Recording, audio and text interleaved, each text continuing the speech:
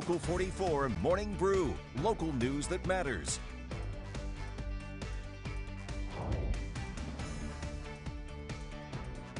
At This Place in History, we're in Salisbury with Executive Director of the Vermont Historical Society, Steve Perkins. Steve, I can't wait for this one. I know, I'm really excited about this too. Shard Villa is an amazing mansion from the late 19th century, and we're going to get a chance to go check it out. This is called Shard Villa, and it was built by Columbus Smith of Salisbury, Vermont. Columbus Smith was a fairly notable lawyer and local well-to-do individual in this town and in Addison County. He was born in 1819. He went to Middlebury College. He graduated in 1842. Early on in his career, he came into the company of an individual named James Cook from Ripton, who had a case where he thought he was the last person to be able to inherit an estate over in England. So we were at the early 19th century at this point. There still were a number of Americans who had estates or had people they were related to in England who were passing away, and so Columbus kind of made this a specialty of his? Right. This first case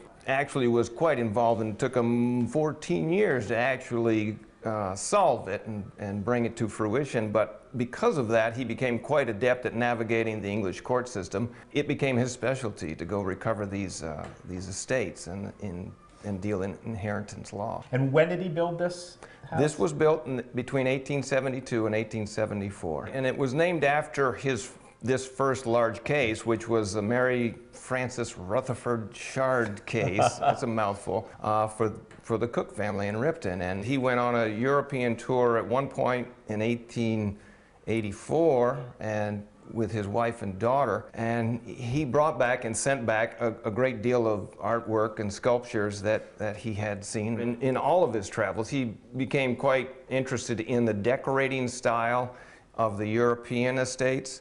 And one of those at that time was to do an awful lot of fresco work on the insides of buildings. And so while over there, he decided to enlist the services of a man named Silvio Pozzoli, who was a young artist. Made a deal for him to come to the United States and spend a year here in 1886 to 1887 and do his work on Shard Villa and create all of these murals that you see all over the building, top and bottom. Columbus had a son and a daughter, and unfortunately they both predeceased him. After that, it was devastating, of course, to the Smiths.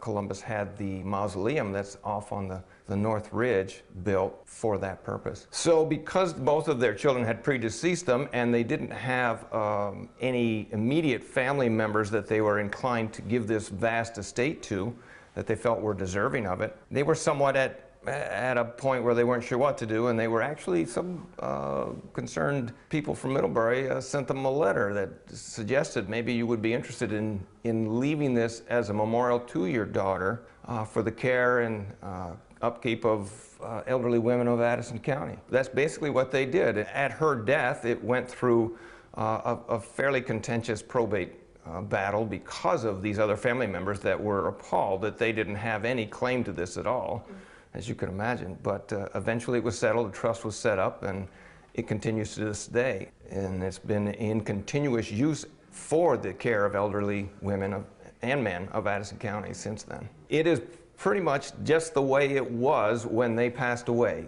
The elderly care facility is built onto the end of this building, so this section actually saw very little use after they had passed away. It is as you see it now. At This Place in History.